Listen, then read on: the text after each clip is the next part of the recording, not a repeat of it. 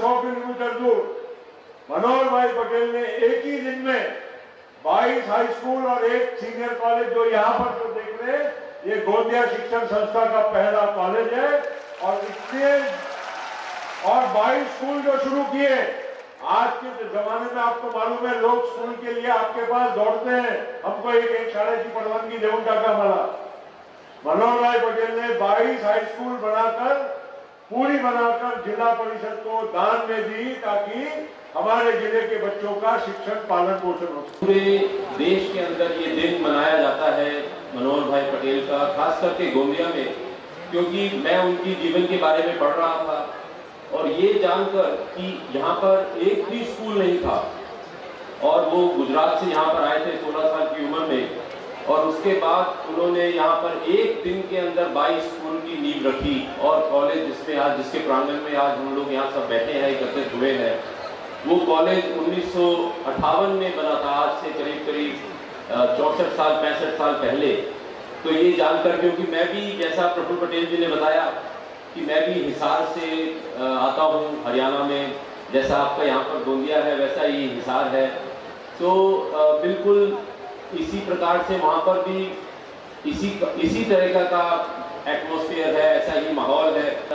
मनोहर भाई पटेल की पुण्यतिथि पर आप लोगों को ये आश्वासन देना चाहूँगा कि प्रफुल्ल पटेल जी जो उनके सुपुत्र हैं, जिस ढंग से उन्होंने ये संचालन किया है पूरा, उन्होंने अपनी जीवनी को जैसे आगे बढ़ाया है और उनके दिमाग के अंदर, मन के अंदर गोंदिया के प्रति बहुत ही ज़्यादा प्रेम भावना है, बहुत ज़्यादा उनके मन में है कि गोंदिया को कैसे आगे से आगे बढ़ाया, और उसी में से आज देश का और विश्व का निर्माण होने वाला है। यहाँ की सारी संस्थाएं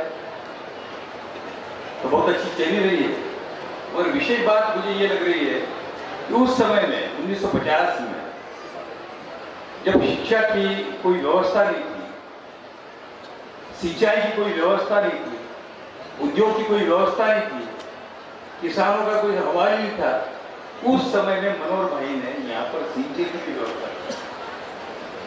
और आज जो आपको ये सुविधाम सुविधा नजर आ रहा है, उसके अंदर उनका बहुत बड़ा योगदान है।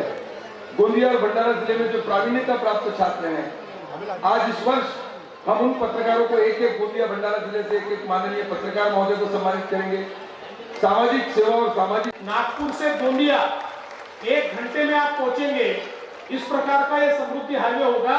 और समृद्धि हाईवे हम गढ़चिरौली में लेकर जा रहे हैं, ताकि ये जो इंडस्ट्रियल इकोसिस्टम हमको भंडारा, गोंदिया, चंद्रपुर, गढ़चिरौली और वर्धा, ये पूर्व विदर्भ में तैयार करनी है, इसकी पूरी कनेक्टिविटी ये हम लोग तैयार कर रहे हैं।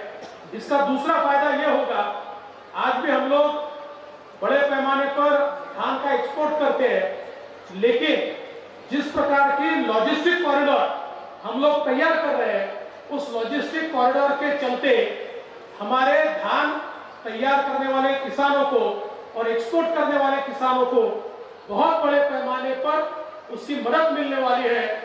हम तो आप जानते हैं, धान के किसान को अपन ने बोनस भी इस बार दिया है और बोनस की पद्धति भी बदली है, अब तो सीधा अकाउंट में हम लोग बोनस दे रहे। लेकिन बोनस से आगे जाकर हमारा धान का किसान ये ग्लोबल सप्लाई चेन का एक पार्ट हो, इस प्रकार का प्रयास आने वाले दिनों में हमको करना है। और उसी दृष्टि से तो आप लोग का नसीब है कि प्रफुल्ल भाई जैसा इंसान मिला है आपको, मेरा दोस्त। बाकी आप लोगों को कुछ भी क्वेश्चन पूछने का बिल्कुल रास्ता बुलाया जाता है। मैं फोन पर कोई क्वेश्चन पूछेगा तो मैं आंसर दे सकता है। तो आपका कोई है क्या अभी कोई पूछने वाला? कोई बच्चे लोग को कुछ? और एक बीमारी ना है, डिसऑर्डर मानते, ब्लड डिसऑर्डर, थैलेसीमिया। शादी करने से पहले अपना ब्लड टेस्ट करो। चिल्ला के कानने से बात मत निकालो, ये कान में डाल, अंदर रख, इधर से निकल मत। ऐसे ही ताजा खबरों के लिए हमारे चैनल को सब्सक्राइब करें और बेल आइकन दबाना ना भूलें। उसी के साथ फेसबुक और इंस्टाग्राम अकाउंट को भी फॉलो करें।